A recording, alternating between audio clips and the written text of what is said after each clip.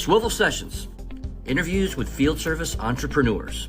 Get insights and strategies from those who took the leap and risked it all to start their own home service companies.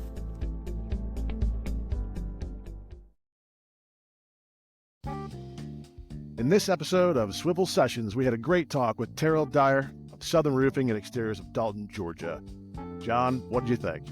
I never get tired, Rob, of the journey these guys take to starting their own companies, and Terrell really, with where he starts out to where he is right now, is pretty amazing. The path that he took, and that's one of the best things about these talks is hearing that. Absolutely. The thing that really stood out to me was, when he said, always bet on yourself, which is such a great takeaway for not only for yourself and everything you do, but for any entrepreneur or younger person who's going to be embarking on some kind of a similar journey.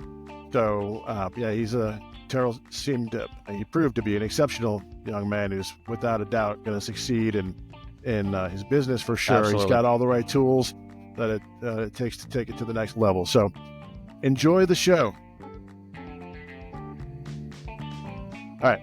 Welcome to Swivl Sessions, where we dive into the world of field service entrepreneurship. So now, before we get into today's interview, let's introduce the host you'll be hearing from.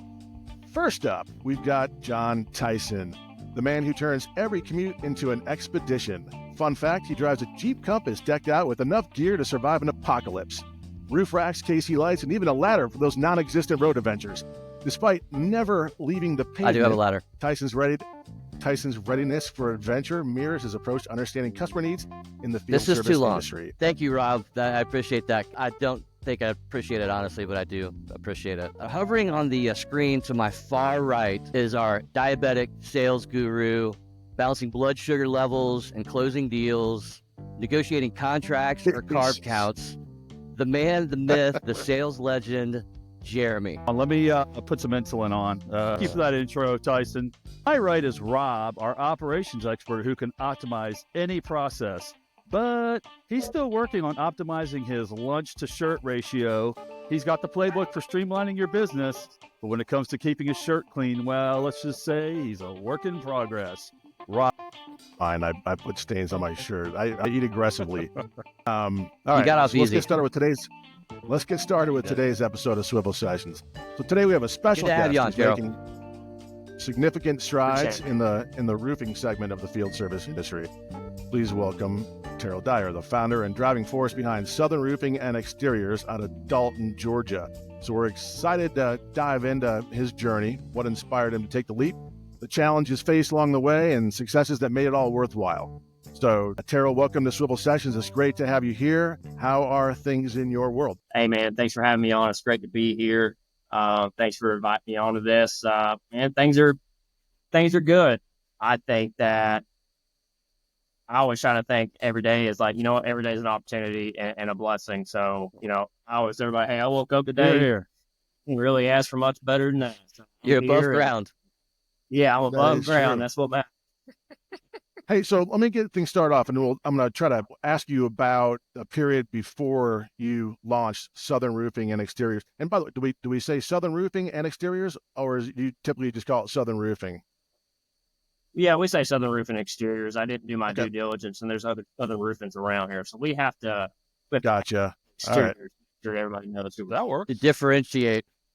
So tell us about your background then. Do you mind just going in, what were you doing before this? What brought you up to that place where you said, let's start my own business? Yeah, so I was in sales before, so I had kind of fallen into the sales side of things. I think everybody does.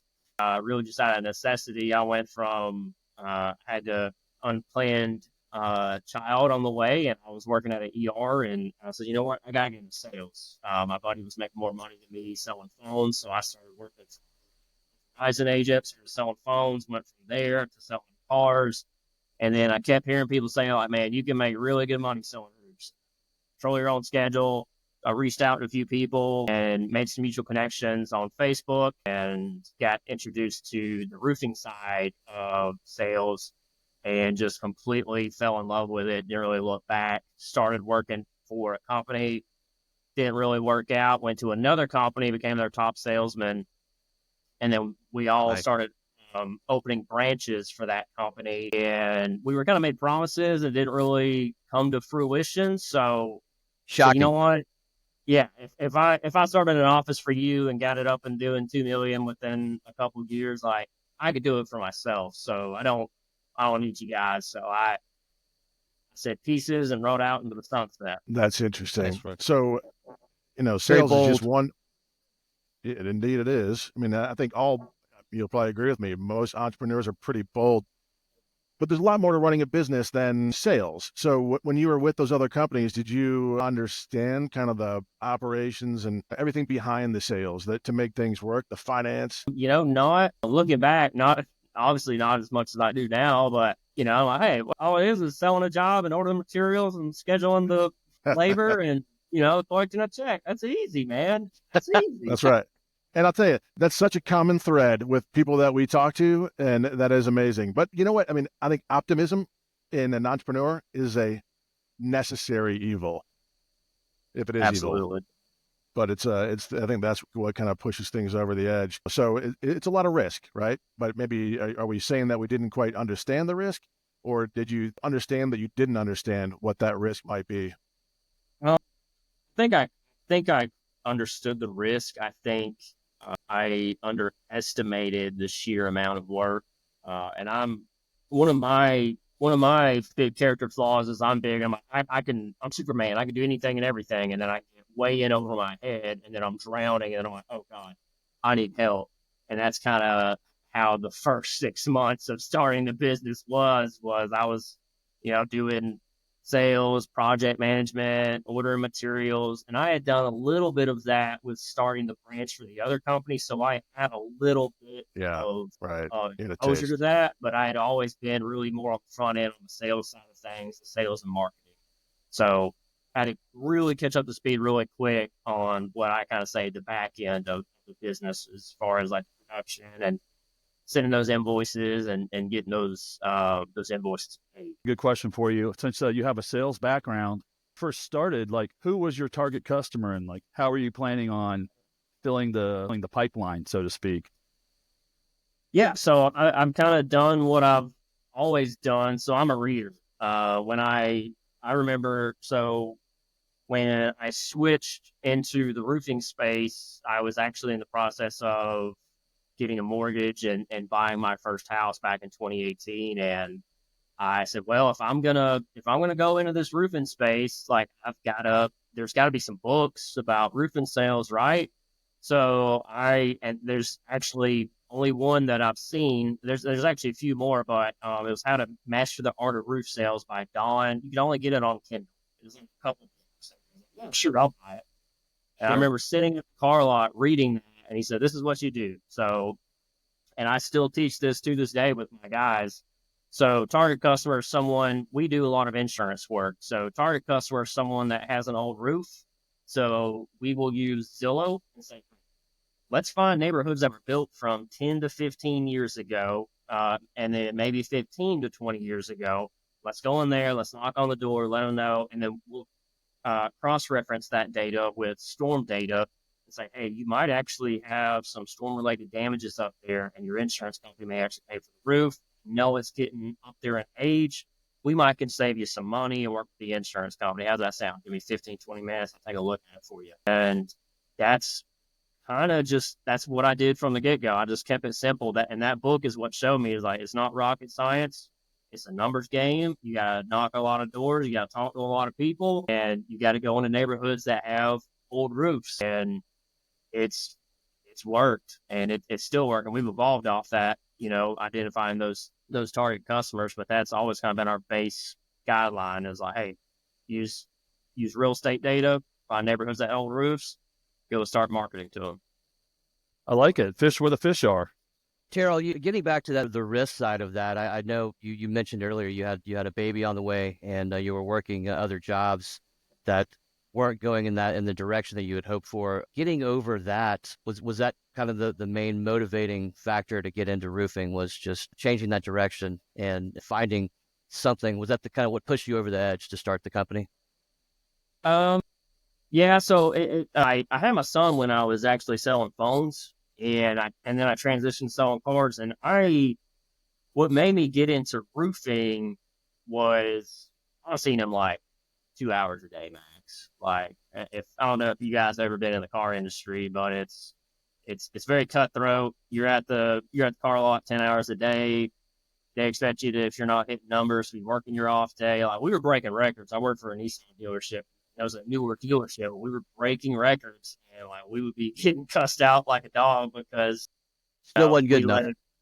Yeah, still not good enough. It's all about what have you done for me lately. So I said, man, this is, and I don't like cars. Like, I'm not a car guy. So I only went there for the money. I didn't believe in it. I'm a big believer in, like, whatever you sell, you have to believe in. And we live in a area where there's kind of low income because we're in the carpet capital of the world, and also a low credit score. So with the majority of the population around here, so we were just kind of sending people off, and by the grace of God, getting them in a car. They needed a car, but the way I look at them, like, man, these people are financially ruined.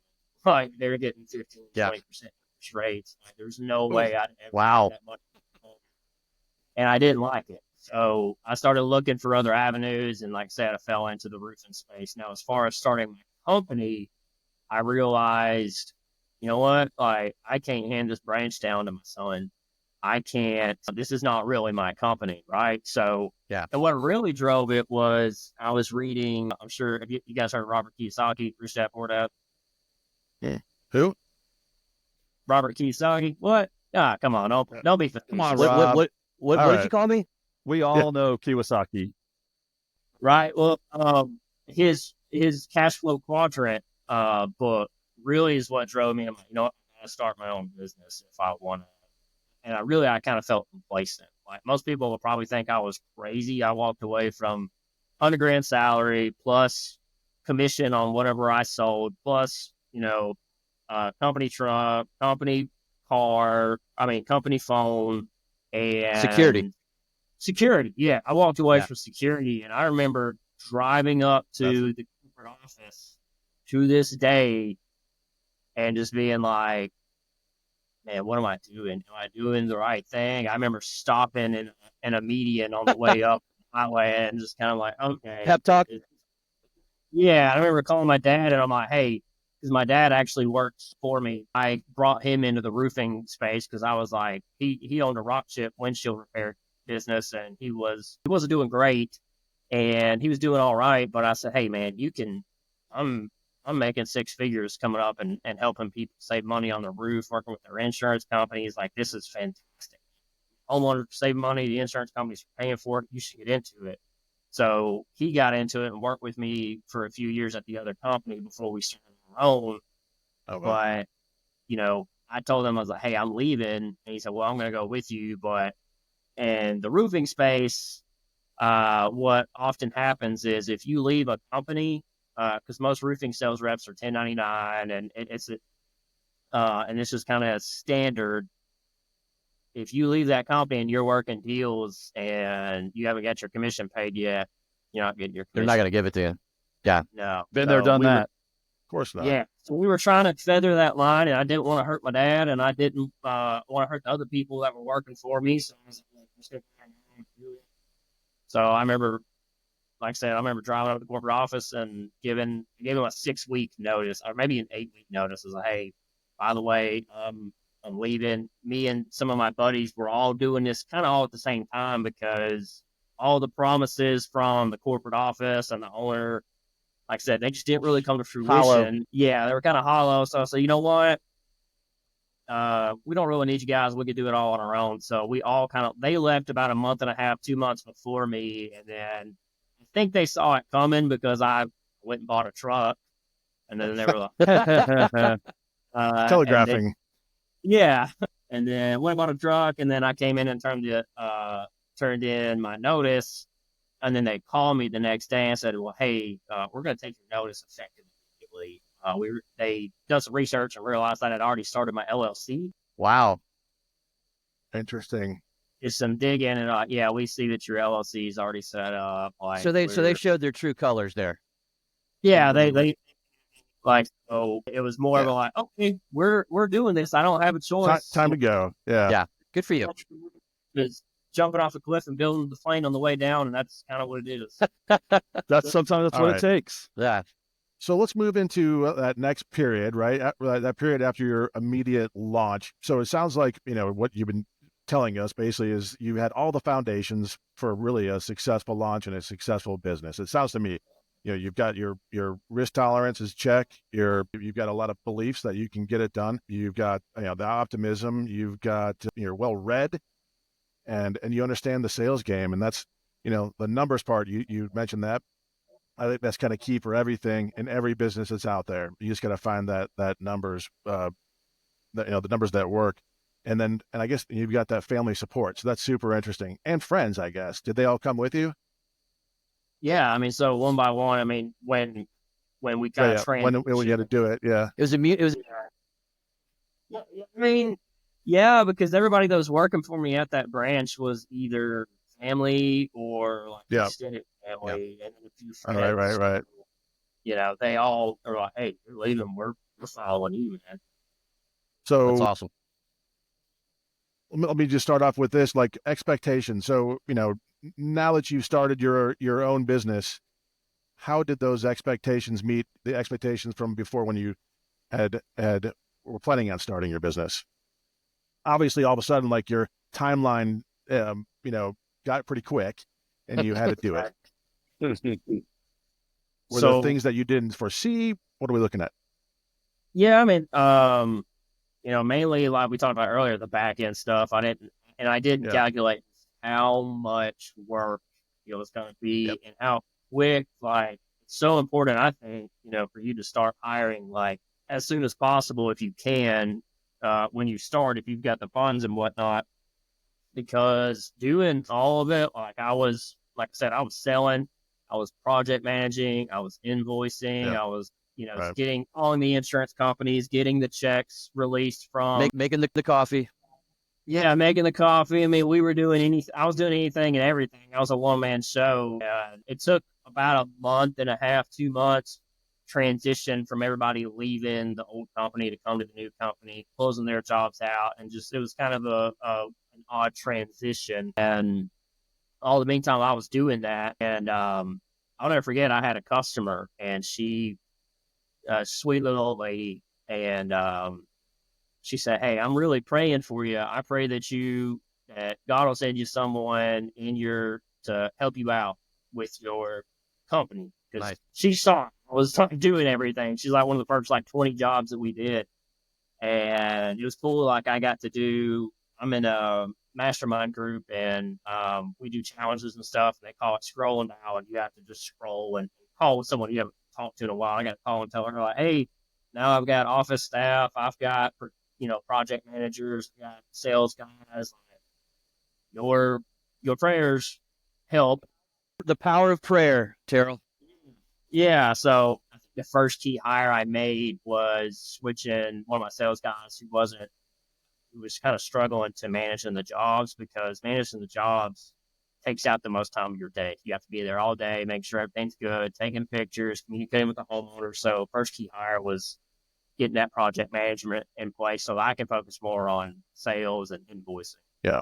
It's tough to get away from I can do it all.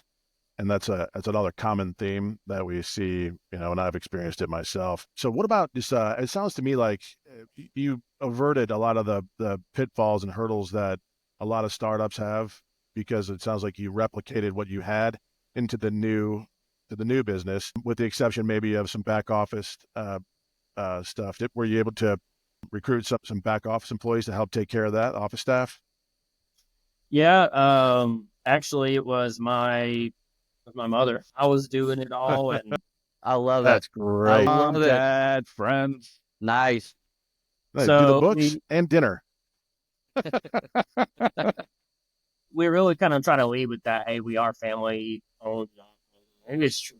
She's come in and stepped in. She was a stay-at-home mom. She didn't work. She had worked prior, but she said, "Hey, she saw the burnout, and she saw the frustration. I'm like, hey, I still to this day am the king of just taking on too much, and she sees it, and she said, hey, let me help you out. You know, you don't even got to pay me that much. Let me help you out. And finally, I was like, I think after, like you said, every entrepreneur, like, you don't want to give up that control. And then two, like, I'm not good at training because I'm like, boom, boom, boom, boom, boom, boom. Right? See that? You just got to do that. And they're like, no. But I'm like, you got to slow it down. It was a longer training process than anticipated, but we got her trained up. She runs the office. She helps with so much, keeping the books straight, making sure that jobs are getting scheduled, make sure payments are getting taken care of, make sure customers are getting communicated with efficiently. Like, she has really become like one of the staple parts of our company. That's great. I love that. I love that. Terrell, are you, since you have the sales background, are you more focused now on sales? Is that what you're doing and leading up, or are you delegating hours out to other people to run other departments, if you will? Yeah, so I am 100%. I actually had a kind of a shift this year. So I used to do a lot of the sales myself, and I still like it because I struggle with just sitting behind a desk. I've never been just prescribed, but I'm pretty sure I got ADHD. Same. I can sit down for nothing and focus on something. So now we really appreciate you sitting down for this. Yeah. So I did a lot of sales, but I still had sales staff. We had some churn on the sales staff this year. We were pacing to probably do close to $4 million this year Awesome. in revenue. Fantastic. Nice. Had some churn, had some people that left, some people that got fired, etc. And so we kind of had to rebuild the sales staff. And I realized, I'm like, I don't want to keep selling. I want to build the sales staff up instead of me being able to sell $1 million a year, which is nice because when I sell, I don't have to pay a commission, so it's a higher margin. So it's attractive, right? Oh, I can go sell. I get 50, 60% margin sometimes, where if I got to pay a sales guy, it's like closer to, 30, 40. Well, I realized, I'm like, you know what, but there's only so much time, and I want to buy back my time. I just read that book. You guys ever want a good book to read? Dan Marcel, Buy Back Your Time. So I'm writing down every book you mentioned, Terrell. that one's a really good one. Sometimes I listen to audiobooks. That one's one, you got to sit down and read it and implement some of the stuff that he does. But so I realized, I'm like, I've got to not sell, and I've just got to train other guys to sell. So now we're rebuilding the sales staff back up. We're probably going to do close to what we did last year, if not a little bit less. I'm not really happy about that because I thought today we were going to hit the 3 million mark. Might be. I want to throw something in real quick, Terrell. I love the fact that you have the family aspect to the company. Would you say that is coming from your old company that kind of showed their true colors when you left? Would you say that is what separates Southern Roofing from a lot of the other guys, is that family aspect? Yeah, I mean, we try to, I think it helps and hurts at the same time. I think it's good, but some people come in and they see that, oh, okay, so you're the owner and then your mom and dad work for you. And that's really it now. I used to have my brother worked for us at one point, both of my brothers, and then now they kind of started off and doing their own thing. Some people, they don't like that, but a lot of people do. Like, it's really, in my opinion, it's about, building that culture, building a winning culture, and building a family within. I tell our sales guys all the time, like, last night we try to do a give back once a month. So every second Tuesday of the month, we're up feeding the families at Ronald McDonald House in Chattanooga. Awesome. Oh, that's fantastic. That's fantastic. That's great. Yeah, man, it's like it's always nice. Like, it's good to go give back, and really, in a way, I would say it's kind of selfish because I go up there.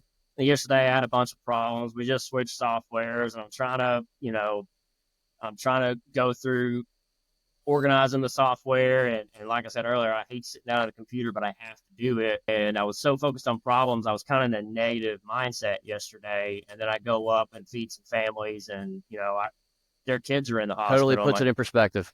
Yeah. Yeah. Right. My problems aren't real problems, man. Their kids are in the hospital and sick and dying. They've got real. All right. So we're talking about your current state at this point. So just to maybe wrap up, talking about like what you're doing right now. And I guess I didn't hear a whole lot about other employees. So I guess we have like 7 employees. It takes a lot to change a roof out, right? Where do you get the guys that kind of, obviously your mom's not on the roof. I'm assuming your dad's not either. How do you get these guys to get up there and is? Yeah. You can So pay me in the enough to roof, get up on a roof.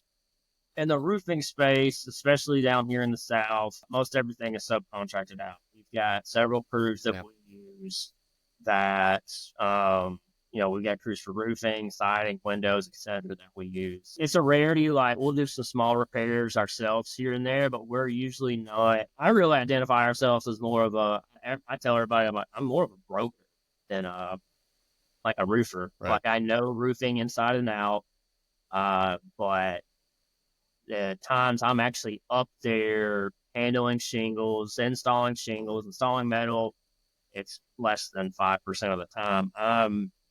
I've got the supply account connections, the sub account, the subcontractors, and we kind of just piece it all together. So You're a sales and operational machine.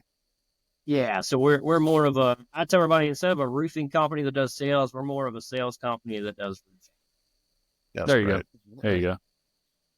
And I guess one more question on like the product mix. So like we were talking before, roofing, there's commercial, there's residential. A lot of the commercial stuff is like laying tar down. I see these guys in August, like they're sweating bullets, and it looks hot, and it looks like a way different kind of job than a residential roofing with you're laying down the asphalt shingles. And then there's other types of roofing. Now they've got like Tesla solar, right? There's all kinds of things that you could be doing. So in terms of your current product mix, which I'm assuming is probably different from where you started or your old company, and talking about trends in the industry probably would be along those lines. Are you mixing it up in terms of products, or are you just subcontracting the different crews to come out and install whatever they need? Whatever they use, yeah.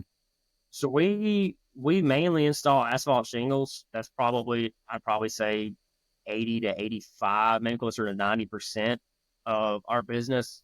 Occasionally we'll do an exposed fastener metal system on a residential home, or some commercial here and there. We've done some small commercial jobs, mainly, TPO. We just finished up a low slope metal roof for one of the municipalities around here, replace that for them. So when the opportunity comes, like we go after the commercial, but I just don't do it. I don't do it enough yet to where I guess it's not my main focus. My main focus right now is getting the sales guys built up where we're doing I want to be doing 4 to 5 million in residential work within the next 2 to 3 years. Okay. Yeah. And free up my time to go chase those bigger, larger commercial jobs. Yeah. Right. We just lost a bid on kind of sucks, but like one of our new guys, he walked into an apartment complex and we kind of lost a bid on a $1.2 million exterior remodel on the apartments. I'm like, I want to go after those more often. All right. Yeah. Okay. But I had a plumbing company and we did a lot of work for apartment complexes. So, but it was, to navigate the slow pace of the apartment complexes is kind of a unique, learn experience here as well. But yeah, it's good repeat business. And if you get in good with a management company, they can send you all around whatever, the Southeast or the entire nation, and get them to, replace roofs or do whatever renovations. And there are GCs that you can work with too, that do like total renovations that would include roofing regardless. But I guess the point of my question was really more about cash flow.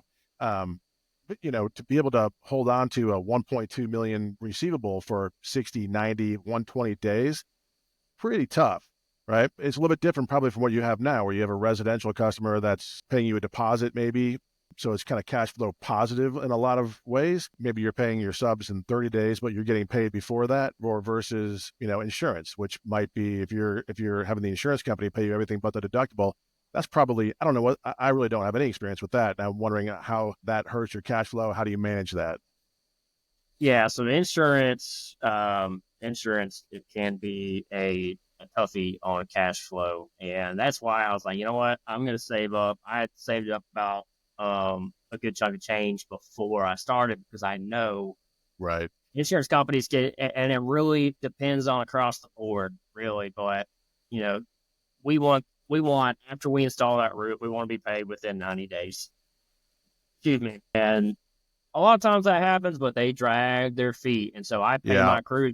They do jobs this week. They get paid next week on the jobs that they do this week. And same with sales guys. You get in a job this week, you're getting paid next week. So I would say, like, I'm the last one to get paid. So managing that cash flow, and I think that's really strong. And that's why a lot of sales guys go out and try to start their own roofing company. We see in this space, sales guys will do what I did, go out and start their own thing, and then they tank because they don't realize, that money that's sitting in there, maybe they've never seen that amount of money before, but that's not really your money. That's got to go to ABC Supply, or that's going to the crew next week. Whatever's in your bank account isn't really what's really in your bank account. So, if you you're hitting the nail on the head.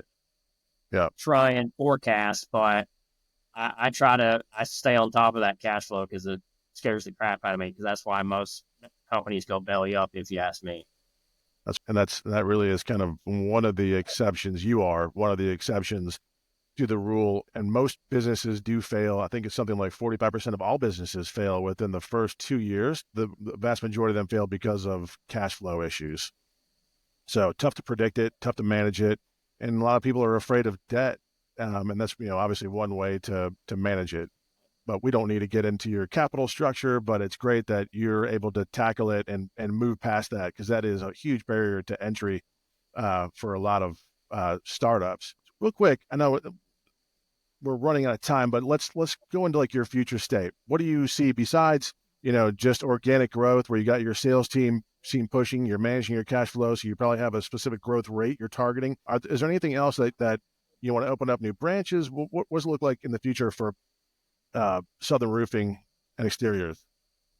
Yeah, I kind of we do want to open up other branches. So right now we're in Dalton, but we do a lot of work in Southeast Tennessee, and I want to kind of expand up into Tennessee more. So I want to do what the company I was working for, what they were aiming to do. They were aiming to take their top guys, put them in and open up branches in other cities, and then have them build up a team, and they would split the profits with them. And, but I like running a lean mean machine. So I'm not going to get the high overhead like they had. They had really high overhead, and that's part of the reason why we were never seeing profit splits and why we all left, because they're like, well, we're paying for this renovation, or we're paying at the home office, we're paying for this, we can't afford a profit split right now. So I'm all about running lean mean machines. Like, we use virtual assistants for a lot of stuff.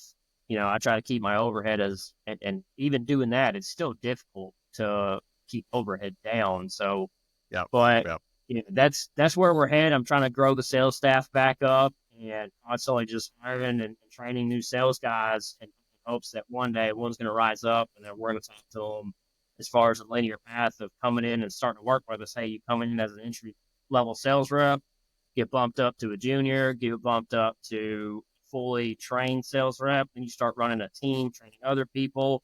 And if your team is crushing it, I'm going to look at you and say, hey man, I think you've got the volatility to go up and start a branch and partner up with us, and you'll be kind of like co-owner of that branch. It'll change your life, and it'll give you some ownership within the company. So that's where we want to go. Terrell, not to pry, you mentioned earlier, I was just curious that you are bringing in a new software and the challenges that you had to deal with and getting that rolled out. What, if you don't mind me asking, what was it? So we just switched our CRM. We were with a company. When we first started, called Job Progress. That handled all of our, customer relationship management, estimating, job costing, etc. And it was a great company, but then they got bought out by Leap, which is another home service software company. Yeah. And I was looking for something with more automations and just a little more robust to what we were doing, really more automations. I was like, man, we've got to figure out this automation stuff, get better at automations, using, Zapier and Google Sheets and whatnot. We're trying to track everything. We don't like the reporting. So I looked at Job Nimbus, and so we switched to Job Nimbus, and Job Nimbus is great, but the amount of time that you think it's going to take to get it up and running is usually 10 times what you estimate, because there's just so much. Like, I tell everybody, like, today, like, it's like you got to have a little mini degree in QuickBooks, a little mini degree in Job Nimbus. Yep. You got to be an expert at all these other little things. Technology. Yeah. Tell me more about the automations that you're talking about. Like, what exactly you're trying to automate? Like messaging to the customers, or is it just like expense management? Invoicing or... Yeah, management, communication to the customer. So and we had this with the other one, but I wanted to set it up a little differently with this one. But, we put a customer into the system, boom, they're getting an email, and it's got, it's got a little video, customer testimonial, another little video, we won a Best of the Best award, and another little video, just kind of doing some brand building and selling before my sales guy goes out there. And actually, and then as far as invoicing, yeah, we want to, sometimes my mom would get so busy and running the office, crap, this job's 80 days out and we've not filed a lien and they still owe us $10,000. I've got to file this lien. We're protected. So setting up those costs setting up those automations has kind of been huge. What we've been focusing on, like, I want to know once that job's complete, boom, we're sending off everything to the insurance company and then wrapping up. And we're really trying to make sure that we're getting that AR down to as close to about 60 days as possible after a job to help out cash flow. Technology can definitely help manage that. And that's obviously our background is a lot of this automation. So super interested in hearing about that and how it can, expedite processes and cash flow is what it all comes down to, right? All those automations are supposed to help increase your cash flow. All right. Well, so we've covered a lot of ground today, and your journey from working at the phone sales and car sales. Yeah. Nice work. It's a great, starting point, overcoming challenges to start Southern Roofing and get it to where it is today. Sounds like you have a recipe for success, and it was kind of interesting to listen Absolutely. to you and talk to you about it, and we appreciate it. It's been valuable. But all right, so before we wrap things up, is there anything we haven't touched on that you want to share with our listeners today? Maybe some advice for those looking to follow in your footsteps. Yeah. And what's the takeaway? Not in your area, but in other areas. And maybe you'll write that next book. There's only one book about roofing sales. I think he has a book in his background.